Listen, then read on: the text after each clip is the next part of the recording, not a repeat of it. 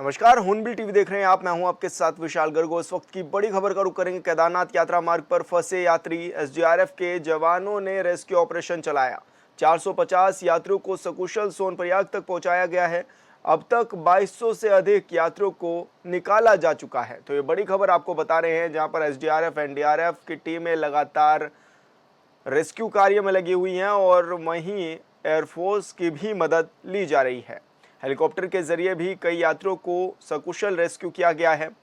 मुख्यमंत्री पुष्कर सिंह धामी भी नजरें बनाए हुए हैं और साथ ही पीएमओ ने भी जानकारी ली है। तो बड़ी खबर आपको बता रहे हैं, जहां पर प्रधानमंत्री नरेंद्र मोदी ने और बीजेपी के राष्ट्रीय अध्यक्ष जेपी नड्डा ने भी जानकारी ली है। हालातों पर नजरें लगातार बनी हुई हैं और मुख्यमंत्री भी अपडेट लेते हुए नजर आ रहे हैं। और संवाददाता अरुण सैनी हमारे साथ फोन लाइन पर जुड़ गए हैं। अरुण, क्या कुछ अपडेट मिल पा रहा है इस मामले में? जी सर, देखिए बुधवार रात्रि जिस तरीके से जो केदारनाथ में बादल फटा और जिसके बाद करीब 4000 यात्री जो है वो फंस गए, जिसके बाद रेस्क्यू लगातार जारी है। और अभी तक की बात की जाए तो करीब 2500 से अधिक श्रद्धालुओं यात्रियों को जो है वो रेस्क्यू कर लिया गया है। और इसी के साथ साथ ही करीब 500 से अधिक जो है यात्रियों को रेस्क्यू कर सोनप्रयाग जो है वो पहुंचाया गया। तो ऐसे में देखा जा रहा है जिस तरीके से भारी तबाही मैदान से लेकर पहाड़ तक हुई बारिश के चलते तो मुख्यमंत्री पुष्कर सिंह धामी भी खुद जो है धरातल पर उतरकर हालातों का जायजा ले रहे हैं हवाई सर्वेक्षण के जरिए, और इसके लिए निरीक्षण लगातार कर रहे हैं और अधिकारियों से फीडबैक भी ले रहे हैं, अपडेट भी ले रहे हैं कि इस तरीके से कार्य किया जा रहा है और दिशा निर्देश भी दे रहे हैं। और 24 घंटे तमाम अधिकारियों को जिला में जो है दिशा निर्देश दिए गए हैं कि 24 घंटे अलर्ट मोड पर उन्हें रहना है और तमाम जो राहत बचाव कार्य है वो करना है और सभी को जो भी मदद है वो मुहैया करानी है। और कोई भी परेशानी किसी भी यात्री को जो है वहाँ यहाँ पर नहीं होनी चाहिए, क्योंकि कांवड़ यात्रा भी चल रही है और कांवड़ी जो है वो यमुनोत्री गंगोत्री में भी जाते हैं। तो ऐसे में गंगोत्री में भी मलबा आने से मार्ग बाधित है।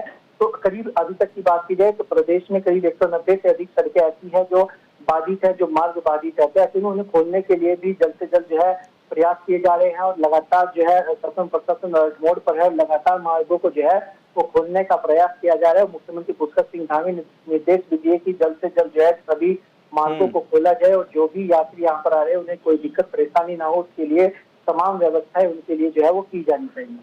अरुण, क्योंकि केंद्र सरकार भी लगातार पल पल अपडेट ले रही है, पीएमओ ने भी अपडेट लिया है, प्रधानमंत्री से लेकर और राष्ट्रीय अध्यक्ष तक ने भी अपडेट लिया है मुख्यमंत्री पुष्कर सिंह धामी से। और अगर व्यवस्थाओं की भी बात करें तो हेल्थ फैसिलिटी क्या रहेगी, किस तरह की तैयारियां हैं? जी सर, बिल्कुल देखिए, बात की जाए तो लगातार जिस तरीके से टीहू में भी जो बादल फटा जखनियाली में और वहां पर भी 3 लोगों की मौत भी हुई और जो है जिसके बाद लोगों को कुछ लोगों को रेस्क्यू भी किया गया और वहां पर भी जो है लगातार उन्हें अन्य सुरक्षित जगहों पर पहुंचाया गया। वहां पर खाने पीने से लेकर जो तमाम व्यवस्थाएं हैं वो शासन प्रशासन के द्वारा की जा रही है।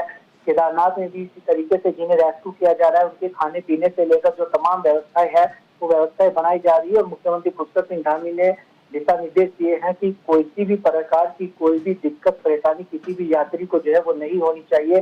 खाने पीने से लेकर जो तमाम व्यवस्थाएं हैं वो दुरुस्त होनी चाहिए और तमाम व्यवस्थाएं जो है जो भी यात्री यहाँ पर आ रहे हैं उनके लिए होनी चाहिए। बिल्कुल अरुण, बहुत बहुत शुक्रिया आपका तमाम जानकारी साझा करने के लिए। और बड़ी खबर का रुख करेंगे। सोनप्रयाग के सामने पहाड़ी पर हुआ भूस्खलन, सड़क का 50 मीटर हिस्सा मंदाकिनी में समाया। सभी लोगों को सुरक्षित निकाला गया है। ये बड़ी खबर आपको बता रहे हैं। सोनप्रयाग से बड़ी खबर मिल रही है, जहां पर एक बार फिर भूस्खलन की तस्वीरें सामने आई हैं। भूस्खलन हुआ है, 50 मीटर का हिस्सा मंदाकिनी नदी में समा गया है और ऐसे में सभी लोगों को सुरक्षित निकाल लिया गया है। ये बड़ी खबर आपको बता रहे हैं, जहां पर प्रशासनिक अधिकारियों की टीम लगातार मौके पर मौजूद है और लोगों को राहत पहुंचाने का काम कर रही है। तो सोनप्रयाग की ये तस्वीरें हैं, जहां पर सड़क का 50 मीटर का हिस्सा मंदाकिनी नदी में समा गया है।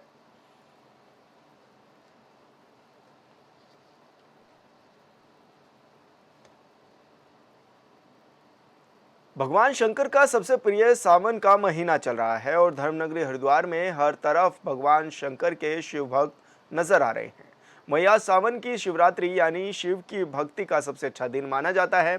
ऐसी मान्यता है कि जो श्रद्धालु शिवरात्रि के दिन सुबह शुभ मुहूर्त में जलाभिषेक करता है उसे कई गुना फल प्राप्त होता है और भगवान शिव के जलाभिषेक करने पर शिव की कृपा हो जाती है। यह भी माना जाता है कि शिव सावन के पूरे महीने अपने ससुराल कनखल में ही निवास करते हैं। हरिद्वार के शिव मंदिरों में भोले शिव का जलाभिषेक करने के लिए सुबह से ही लंबी लंबी लाइनों में लगे हुए नजर आ रहे हैं।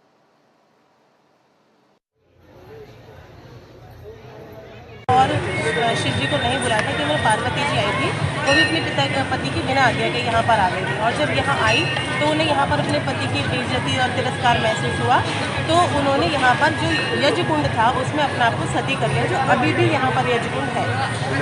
और जब शंकर जी को ये पता चला तो वो यहाँ प्रकट हुए और सती जी को लेकर के यहाँ से पार्वती जी को गोद में लेकर के भागे, जिसकी मूर्ति प्रतिमा यहाँ बिल्कुल बनाई गई है, जिसमें शिव शंकर जी ने माता पार्वती को गोद में उठाया हुआ और वो अग्नि में जल रही है। ये यहाँ की मान्यता है। और यहाँ पर दूर दूर से लोग आते हैं, करोड़ों यहाँ पर जो कांवड़ियाँ हैं वो जल लेकर के हरिद्वार से हल्की पौड़ी से भरते हैं और यहाँ महादेव पर चढ़ाते हैं। ये यहाँ की मान्यता है। और लगभग करोड़ों वर्ष मतलब कई शताब्दियाँ बीत गई हैं कि लोग यहाँ पर आ रहे हैं और अपनी पूर्ण मान्यता से यहाँ पर जल चढ़ाते हैं। ये सिद्धपीठ माना जाता है। जय बोल। मेरा नाम सीमा ठाकुर है। भगवान शिव का विवाह फाल्गुन मास की कृष्ण पक्ष की चतुर्दशी तिथि को हुआ था, इसलिए दुनिया भर में भगवान शिव के उस विवाह रात्रि की स्मृति में, उस विवाह रात्रि के उपलक्ष्य में पूरी दुनिया में महाशिवरात्रि का पर्व मनाया जाता है। क्योंकि सती के ही बार बार अवतार लेने की प्रक्रिया में सती ही पार्वती के रूप में भगवान शिव से विवाहित पुनः दूसरे जन्म में हुई। और उसी फाल्गुन मास की चतुर्दशी शिव विवाह रात्रि की तिथि के याद के उपलक्ष्य में हर मास की शिवरात्रि को शिव विवाह रात्रि या शिवरात्रि का पर्व मनाया जाता है। तो ये श्रावण का महीना है, भगवान शिव का पवित्र महीना है। भगवान शिव इस महीने के अधिष्ठाता हैं। भगवान शिव ही यहाँ से सृष्टि का संचालन करते हैं। इस बार मानसून की बारिश में कई राज्यों में बड़े बड़े शहरों की तस्वीरें बदल गई हैं। कुछ लोग इसे इस रूप में देख रहे हैं कि तेजी से बढ़ती हुई आबादी और पर्यावरण से छेड़छाड़ का यह नतीजा है। इस वर्ष उत्तराखंड में भी बादल फटने और भारी बारिश की वजह से भारी नुकसान हुआ है। मैदानी इलाकों में ज्यादा भयावह स्थिति पहाड़ों में है। हालांकि राज्यों के मुख्यमंत्री पुष्कर सिंह धामी खुद स्थलीय निरीक्षण के साथ साथ अधिकारियों के साथ बैठक कर दिशा निर्देश भी दे रहे हैं। इधर कांग्रेस का आरोप है कि उत्तराखंड में मची तबाही के लिए बीजेपी सरकार ही जिम्मेदार है। इस रिपोर्ट में देखिए।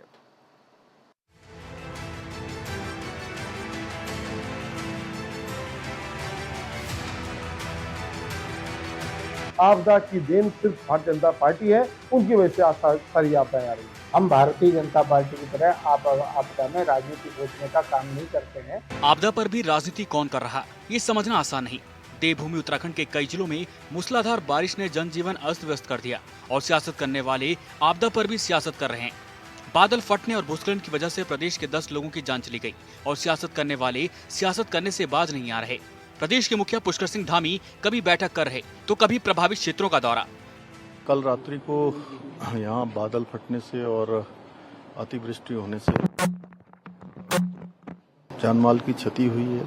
3 लोगों का दुखद यहाँ पर मृत्यु भी हुई है और यहाँ पर भवनों का और सड़क का, पुलों का बड़ा नुकसान हुआ है। हमारा प्रयास है कि जल्दी से जल्दी एक तो इस क्षेत्र का विस्थापन किया जाए, क्योंकि मकान यहाँ खतरे की जद में आते हैं, उनका आकलन हो गया है और कोशिश है कि हर संभव अब आगे जो है लोगों की जान माल की सुरक्षा की जाए। बुधवार की रात पूरे प्रदेश में जमकर बारिश हुई। 2-3 जगहों पर बादल फट गए, जिस वजह से पुल पुलिया पूरी तरह से तहस नहस हो गए, सड़कें तबाह हो गई। जब रात में बारिश हुई तो उसी वक्त प्रदेश के मुखिया पुष्कर सिंह धामी को शायद इस बात का एहसास हो चुका था कि कुछ बड़ा होने वाला है। लिहाजा उन्होंने रात में ही आपदा से संबंधित अधिकारियों से बातचीत शुरू कर दी। रात में बातचीत के बाद सुबह होते ही सबसे पहले उन्होंने अधिकारियों के साथ बैठक की और राज्य में हुए नुकसान का आकलन किया। इतना ही नहीं, बैठक के बाद मुख्यमंत्री पुष्कर सिंह धामी टिहरी के उस क्षेत्र में पहुंच गए जहां आपदा की वजह से भारी नुकसान हुआ। पीड़ितों से मुलाकात की और उनकी समस्याओं से रूबरू हुए। जो लोग हमारे यहाँ आपदा शिविरों में हैं, उसमें वृद्ध लोग हैं, गर्भवती माताएं हैं, बच्चे हैं, विकलांग हैं, उनको किसी भी प्रकार की जो है कोई परेशानी न हो। दवाइयाँ हैं, खाद्य सामग्री है, और सभी से कहा है कि जो भी लोग आपदा से प्रभावित हुए हैं उनको जो आपदा राहत है वो तुरंत तत्काल दी जाए, और जनजीवन को सामान्य करना, और जो नुकसान हुआ है, क्योंकि बड़ा नुकसान हुआ है, काफ़ी नुकसान हुआ है, उसको पुनः जनजीवन सामान्य करने के लिए पुलों को दोबारा से जोड़ना, जो भूस्खलन की चपेट में रास्ते आ गए हैं उनको ठीक करना, भवन इत्यादि जहाँ पर पूरी तरह से क्षतिग्रस्त हो गए हैं उनका पुनर्वास इत्यादि, उस सब पर सभी ने कहा है। और आपदा पीड़ितों से मुलाकात के बाद मुख्यमंत्री ने रुद्रप्रयाग जिले में भारी बारिश से प्रभावित क्षेत्रों का हवाई सर्वेक्षण किया। कुल मिलाकर देर रात से सीएम धामी कभी अधिकारियों के साथ बैठक कर रहे तो कभी मौके पर जाकर खुद भी मोर्चा संभाले हुए हैं। टिहरी दौरे पर पहुंचे सीएम के साथ सतपाल महाराज भी साथ में थे। इसके अलावा स्थानीय विधायक और अधिकारियों का जमावड़ा था। सीएम धामी एक्टिव दिख रहे हैं और इसे लेकर विपक्ष सवाल उठा रहा है। हम लोगों का प्रयास है कि जल्दी से जल्दी इस रास्ते को फिर से जो है रिस्टोर किया जाए, फिर से जो है उसको जोड़ा जाए, और तत्काल जो है आपदा राहत के जो काम हैं वो किए जाएं, जिससे कि चारधाम यात्रा भी हमारी सुचारू रूप से रहे। हाँ, ये जरूर है कि मौसम विभाग जिस प्रकार से अपनी चेतावनी देता है या पूर्वानुमान करता है, उसके अनुसार ही हमने कहा है कि यात्रा को आगे संचालित किया जाए, क्योंकि लोगों की सुरक्षा भी हमारे लिए सबसे बड़ी प्राथमिकता है कि सबके जान माल की सुरक्षा निकाला जा रहा है। जो लोग भी केदारनाथ मार्ग पर, जहाँ पर 2 पुल हमारे कल बह गए थे, एक तो उन पुलों को जोड़ने के लिए तत्काल जिला एडमिनिस्ट्रेशन, आपदा प्रबंधन, एसडीआरएफ, एनडीआरएफ सब मौके पर पहुंच गए हैं, और उन लोगों को निकाला जा रहा है। कुछ लोगों को हेली से भी जो है सुरक्षित स्थानों पर पहुंचाया जा रहा है। कांग्रेस के प्रदेश प्रवक्ता आशीष नौटियाल का कहना है कि आपदा के लिए सिर्फ और सिर्फ बीजेपी जिम्मेदार है। ये बड़ा अजीब लगता है। ऐसा लगता है जिससे कांग्रेस के कार्यकाल में प्रदेश में कभी आपदा की स्थिति बनी ही नहीं थी। मौजूदा वक्त में कांग्रेस के आरोपों में कितना दम है, ये चर्चा का विषय है, लेकिन कांग्रेस वालों को यह नहीं भूलना चाहिए कि जिस वक्त केदारनाथ आपदा आई थी उस वक्त प्रदेश में कांग्रेस की सरकार थी, और केदारनाथ आपदा के वक्त की स्थिति क्या हुई थी ये बताने की जरूरत नहीं। पूरी दुनिया इस बात से परिचित है। जिस प्रकार से इन्होंने विकास के नाम पर पहाड़ों के अंदर विनाश करने का काम किया, सड़कों को बन बनाए, पहाड़ों को तोड़ने का काम किया, जो पहाड़ आपस में एक दूसरे को मिट्टी आपस में बांध कर रखती है, आपने उखाड़ने का जो काम किया, सड़कें चौड़ी करने के नाम पर आपने जो विनाश का काम किया, उसी का आज वो परिणाम है कि पहाड़ों के अंदर इस तरह से आपदाएं आ रही है, प्रदूषण बढ़ रहा है। आप देखिए हर जगह, तो आप थार ले गए, आपने केदारनाथ जैसे स्थान पे आप थार गाड़ी ले गए, बताएं आप क्या दिखाना चाहते हैं? प्रभु को थार दिखाना चाहते हैं? तो बड़ा जो भारतीय जनता पार्टी कर रही है, बहुत ही अन्याय कर रही है, हमारे तीर्थ स्थानों के साथ अन्याय कर रही है। आप केदारनाथ धाम को दिल्ली में बसाने का काम कर रहे हैं, वहां जाकर बोलते हैं अब आपको दर्शन दिल्ली में ही हो जाया करेंगे, तो बड़ा दुर्भाग्यपूर्ण है और सिर्फ भारतीय जनता पार्टी की देन है। आज जो भी आपदाएं आ रही है, चाहे स्मार्ट सिटी के नाम पर पूरा देहरादून आपने नालियां बंद करने का काम किया हो, चाहे आपने पहाड़ों को चौड़ीकरण के नाम पर पहाड़ों को तोड़ने का काम किया हो। उत्तराखंड में हुए आपदा जैसे हालातों के बाद अब कांग्रेस केंद्र सरकार से अतिरिक्त सहायता की मांग कर रही है। कांग्रेस प्रदेश उपाध्यक्ष मधुसूदन जोशी का कहना है कि हमारे 9 हिमालय राज्य ऐसे हैं जहां आपदा जैसी स्थिति बनी रहती है, लेकिन दुर्भाग्य है कि बजट में इसके लिए कोई भी प्रावधान नहीं किया गया। जोशी ने कहा कि हम मुख्यमंत्री जी से मांग करते हैं कि अभी भी बजट चल रहा है, ऐसे में उत्तराखंड के लिए विशेष राहत पैकेज की मांग की जाए। अतिरिक्त सहायता दैवीय आपदा के लिए मिलनी चाहिए, लेकिन दुर्भाग्य है कि भारत सरकार ने न बजट में कोई प्रावधान किया, माननीय वित्त मंत्री जी ने, और हमें ही नहीं पूरा हिमालयी क्षेत्र जो हमारे 9 हिमालयी राज्य हैं वहां पर कभी न कभी कोई न कोई आपदा आती रहती है, और हमारी बार बार ये मांग हो रही कि बजट में इसका प्रावधान होना चाहिए और ताकि तात्कालिक सहायता मिल सके। और सरकार अभी भी समय है, बजट चल रहा है, बजट पारित होने से पहले सरकार इसकी व्यवस्था कर सकती है। हमारी माननीय मुख्यमंत्री से हमारी नुकसान न हो और आपदा प्रभावित लोगों को किसी भी प्रकार की कठिनाइयों का सामना न करना पड़े, इसके लिए अधिकारियों को निर्देशित किया गया है। और अधिकारी घटना के कुछ ही क्षणों में घटनास्थल पर पहुंच रहे हैं, तो निश्चित रूप से ये हमारे मुख्यमंत्री जी की जो संवेदनशीलता है वो दिखाई देती है। उत्तराखंड में बादल फटने और भारी बारिश की वजह से भारी नुकसान हुआ है, इसमें कोई शक नहीं, लेकिन सुबह से लेकर शाम तक राज्य के मुखिया पूरी तरह से एक्टिव दिख रहे हैं और लगातार हालातों का जायजा ले रहे हैं, इसमें भी कोई शक नहीं है। आपदा में 10 लोगों की जान चली गई, कई लोगों के घायल होने की खबर है, साथ ही 120 से ज्यादा सड़क बाधित हुई हैं, जिसे खोलने का काम तेजी से किया जा रहा है। लिहाजा आपदा पर सियासत करना कहीं भी सही नहीं है, क्योंकि मुख्यमंत्री धामी खुद ही पूरी तरह से गंभीर है। माननीय मुख्यमंत्री जी के द्वारा निर्देश दिए गए हैं कि आपदा से निपटने के लिए सभी तरह की तैयारियां पूरी की जाएं, तो सभी के द्वारा तैयारी की जा रही है। हम सभी लोग अपना लगातार काम कर रहे हैं इस दिशा में। हमारा प्रयास है कि जो क्षति होती है उसको कैसे रोका जाए, क्षति अगर हो रही है तो कैसे उसको बचाया जाए लोगों को, और क्षति होने के बाद जो राहत राशि होती है, रेस्टोरेशन के काम होते हैं, उसको कैसे किया जाए। सभी कार्यों में हम लोग त्वरित गति से कार्य कर रहे हैं। उत्तराखंड में आपदा से भारी नुकसान कोई नई बात नहीं है। बादल फटने और भूस्खलन की घटनाएं पहले भी घटी थी और आज भी, लेकिन पिछले कई वर्षों का आंकड़ा देखें तो इस बात से कोई इनकार नहीं कर सकता कि साल दर साल बादल फटने और भूस्खलन की घटनाएं बढ़ती जा रही है। लिहाजा जरूरी है कि पर्यावरण संरक्षण पर ध्यान देने की जरूरत है। मौजूदा वक्त में विकास कार्यों के लिए न सिर्फ उत्तराखंड बल्कि हिमालय राज्यों में पर्यावरण के साथ छेड़छाड़ की जा रही है। कभी सड़क चौड़ीकरण के नाम पर तो कभी नई सड़क के लिए पहाड़ और पेड़ पौधे काटे जा रहे हैं। दावा तो किया जा रहा है कि जितने पेड़ों की कटाई होती है उतने ही पेड़ लगाए जा रहे हैं, लेकिन ये कोई नहीं बताता कि इसमें कितने पेड़ बच पाए हैं। उत्तराखंड में कभी बीजेपी की सरकार रही तो कभी कांग्रेस की, और ये कहने में कोई परेशान नहीं कि दोनों ही सरकारों में विकास कार्यों के लिए पर्यावरण को तहस नहस किया गया है। जाहिर है पहाड़ों को नुकसान पहुंचाएंगे तो फिर पहाड़ भी तो अपना गुस्सा दिखाएगा। जरूरत है उन्हें नुकसान पहुंचाए बिना विकास कार्यों को करने की, नहीं तो इससे भयानक स्थिति के लिए तैयार रहें। जिले के सल्ट विकासखंड में 6 जुलाई को तेज बारिश की वजह से मोहान रानीखेत मोटर मार्ग पर पनियाली पुल ध्वस्त हो गया था, जिसके बाद जिलाधिकारी के निर्देश पर बने वैली ब्रिज का आज शुभारंभ हो गया है। बता दें कि वैली ब्रिज का शुभारंभ जिलाधिकारी और सल्ट विधायक महेश जीना ने भूमि पूजन के बाद किया है। इस दौरान जिलाधिकारी ने बताया है कि ब्रिटिश काल में बने इस पुल के ध्वस्त हो जाने से लोगों को बहुत लंबा रास्ता तय करना पड़ रहा था, जिसको देखते हुए यहां पर वैली ब्रिज बनाने का फैसला लिया गया था। जिलाधिकारी ने बताया है कि 16 दिन में तैयार इस पुल के बन जाने से लोगों को बहुत सुविधा मिलेगी।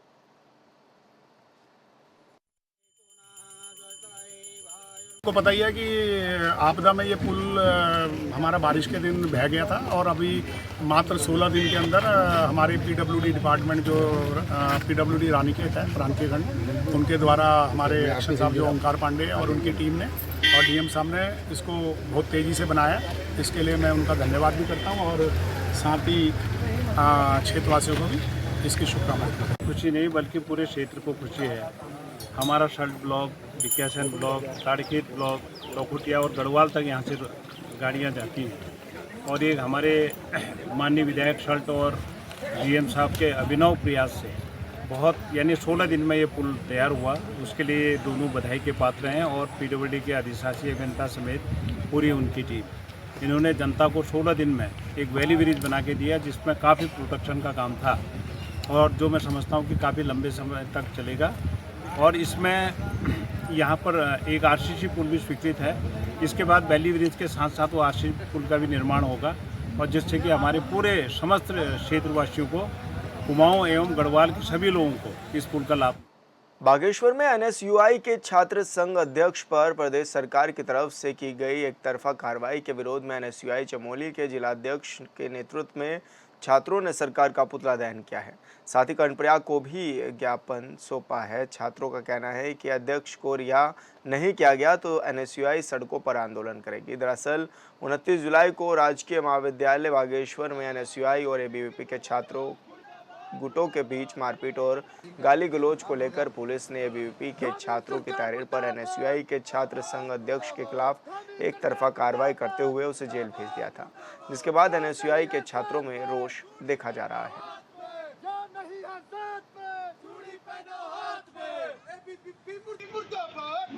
महाविद्यालय बागेश्वर में जिस प्रकार से एक पार्टी विशेष के कार्यकर्ताओं द्वारा अपनी पार्टी का एक कार्यक्रम आयोजित किया जा रहा था जो कि बिना अनुमति के था, उसके संबंध में जब छात्र संघ अध्यक्ष ने महाविद्यालय के प्राचार्य जी से वार्ता की तो उन्हें उनके द्वारा अवगत कराया गया है कि इस कार्यक्रम की कोई भी अनुमति महाविद्यालय से नहीं ली गई है, जिसका कि छात्र संघ अध्यक्ष एवं एनएसयूआई के जिला अध्यक्ष भाई कमलेश गढ़िया द्वारा विरोध किया गया। विरोध प्रदर्शन के बाद एबीवीपी के कुछ गुंडे तथा भारतीय जनता पार्टी के कुछ गुंडे आते हैं और उनके साथ मारपीट करते हैं तथा अपना सत्ता बल का प्रयोग करते हुए उन पर कार्यवाही करते हैं और उन्हें गिरफ्तार करते हैं, जिसका कि एनएसयूआई चमोली पूर्ण रूप से विरोध कर। कांवड़ यात्रा का आज अंतिम दिन है। गंगोत्री धाम से अब कांवड़ यात्री अपने अपने स्थानों के लिए लौट रहे हैं। वहीं कांवड़ यात्रियों की तरफ से गंगोत्री धाम के घाटों पर जिस तरह कपड़े, जूते, चप्पल छोड़ गए हैं, अब वो धीरे धीरे गंगा में समा रहे हैं, जिसकी वजह से मां गंगा मैली हो गई है। इसी को लेकर अब तीर्थ पुरोहितों में खासी नाराजगी भी देखने को मिल रही है। तीर्थ पुरोहितों का कहना है कि कांवड़ यात्री यहां पर आकर गंगा की स्वच्छता का ध्यान नहीं रखते हैं, इसलिए सरकार को अगले साल से इनके लिए नियम बनाने चाहिए जिससे गंगा की स्वच्छता अविरल बनी रहे।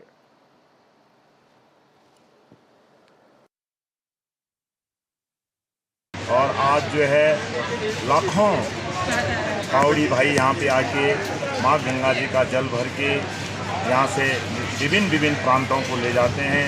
और जैसे भारतवर्ष में 12 ज्योतिर्लिंग है, वहाँ गंगा जल अभिषेक किया जाता है। और कावड़ी भाई यहाँ से गंगा जल भर के पैदल यात्रा करते हैं और काफ़ी 1 महीने तक पैदल यात्रा चलती है। और आज वर्तमान में 2-3 दिन से यहाँ पे डाक कावड़ चले, जो घंटों के हिसाब से कोई 24 घंटा, 48 घंटा, 72 घंटा की डाक कावड़ होती है। और अपने गांव या अपने शहरों में जिनके शिवालय हैं वहाँ ये गंगा जल अभिषेक करते हैं। दिल्ली में कोचिंग सेंटर के बेसमेंट में पानी भरने से 3 बच्चों की मौत के बाद अब देश के अलग अलग शहरों में कार्रवाई की जा रही है। उत्तराखंड में भी सरकार ने कोचिंग संस्थानों के लिए निर्देश जारी कर दिए हैं। वहीं कुछ संस्थानों के ऊपर कार्रवाई भी की जा रही है। इधर विपक्ष पूछ रहा है कि पहले की कार्रवाई क्यों नहीं की गई है।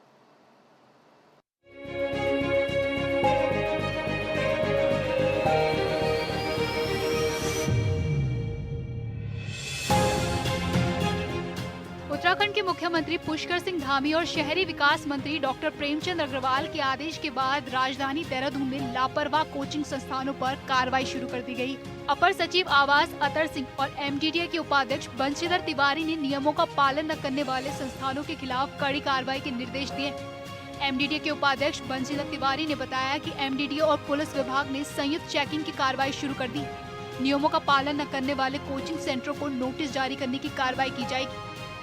न्यूनतम जो सुविधाएं हैं वो होनी चाहिए और उसी को लेकर के जो यहाँ पर कोचिंग सेंटर चल रहे हैं उसमें सुविधाएं हैं कि नहीं और छात्र किन परिस्थितियों में पढ़ाई कर रहे हैं, माननीय मुख्यमंत्री जी के द्वारा भी और माननीय आवास मंत्री जी के द्वारा भी निर्देशित किया गया है, जिसके तहत हम लोग देहरादून पुलिस के साथ मिलकर के आज जो कोचिंग संस्थान है उसकी हम लोग चेकिंग करा रहे हैं। उसमें आपकी एंट्री एग्जिट, उसमें फायर एक्सटिंग्विशर होते हैं उनकी व्यवस्था और किन जो जहाँ छात्र बैठते हैं, जहाँ रहते हैं, वो किस हालत में है, उसकी क्षमता कितनी है, सारे पहलुओं पर हम लोग एक संयुक्त अभियान चलाते हुए जांच कर रहे हैं। उत्तराखंड विषम भौगोलिक परिस्थितियों वाला राज्य, प्राकृतिक आपदा और मानसून के दौरान जल भराव की स्थिति प्रदेश में सामान्य बात है। दिल्ली जैसी घटना उत्तराखंड में न हो, इसके लिए कोचिंग सेंटरों की जांच शुरू कर दी गई और कुछ संस्थानों पर कार्रवाई भी की गई। प्रदेश के शहरी विकास मंत्री डॉक्टर प्रेमचंद अग्रवाल ने सख्त निर्देश देते हुए कहा है कि प्रदेश के कोचिंग सेंटर में मानक अनुसार कार्य नहीं होने पर तत्काल कार्रवाई करें। जो हमारी घटना दिल्ली के अंदर हुई है और निश्चित रूप से पूरा देश उसको सोच के हतप्रद भी है, चिंतित भी है, परेशान भी है, दुखी भी है। हमारे उत्तराखंड के अंदर भी कुछ प्रमुख शहरों में इस प्रकार के कोचिंग सेंटर्स चल रहे हैं। हम निश्चित रूप से सरकार की ओर से उनका देखेंगे, उसको भी कहीं इस प्रकार की घटना की पुनरावृत्ति न हो। सरकार पूरी तौर पे इसके लिए गंभीर है, कहीं ऐसी घटना न हो उसके लिए हमारे अधिकारीगण उसमें अभी से लगे हैं। इस मामले के बाद कांग्रेस भी बीजेपी पर हमलावर है। कांग्रेस प्रदेश प्रवक्ता आशीष नौटियाल का कहना है कि सरकार दूसरों को देखकर जागी। देहरादून में इतने कॉम्प्लेक्स बने लेकिन आज तक कोई कार्रवाई नहीं। उन्होंने कहा कि एमडीडीए का ध्यान केवल पैसा खाने पर, सरकार को आज तक क्यों नहीं ध्यान आया। जो काम पहले ही हो जाना था वो अब हो रहा है। तो उत्तराखंड में पहले ही हो जाना चाहिए था। आप इतने कॉम्प्लेक्स बन गए हैं, उनके अंदर पार्किंग है, किसी ने अपने गोडाउन बना दिए हैं, कोई स्टोर चला रहे हैं, इस तरह के काम हो रहा है। सरकार आखिर देख क्या रही है? इन लोगों का ध्यान, एमडीडीए का ध्यान सिर्फ पैसे खाने पे है। कहां से पैसा बटोला जाए, सिर्फ पैसे बटोलने का काम कर रहे हैं। दूसरे की जान माल से इन्हें कोई फर्क नहीं पड़ता, इन्हें सिर्फ पैसा चाहिए। और निश्चित कार्रवाई होनी चाहिए थी, पहले ही होनी चाहिए थी। लेकिन चलो, मुख्यमंत्री दूसरे को देख के जाग रहे हैं, जागे तो सही। लेकिन आप आज जो भी आप जागे हैं सिर्फ पूरा कागजों में ना बना के रखें, आप कार्रवाई करें। आप जो इंस्टीट्यूट अगर ऐसी जगहों में चल रहे हैं तो उसमें कार्रवाई होनी चाहिए और निश्चित इन जगहों से इस तरह की चीजें बनेंगी। राजधानी देहरादून में कई कॉम्प्लेक्स हैं जिसके बेसमेंट में कोचिंग संस्थानों का संचालन होता है, लेकिन अब एमडीडीए की कार्रवाई के बाद माना जा रहा है कि कई संस्थानों पर ताला लग सकता है। हालांकि ये इतना आसान नहीं, लेकिन मौजूदा वक्त में कार्रवाई भी की जा रही और दावा भी किया जा रहा है। Bureau report, hornbill TV. और फिलहाल इस बुलेटिन में इतना ही। आप देखते रहिए हॉर्नबिल टीवी। नमस्कार।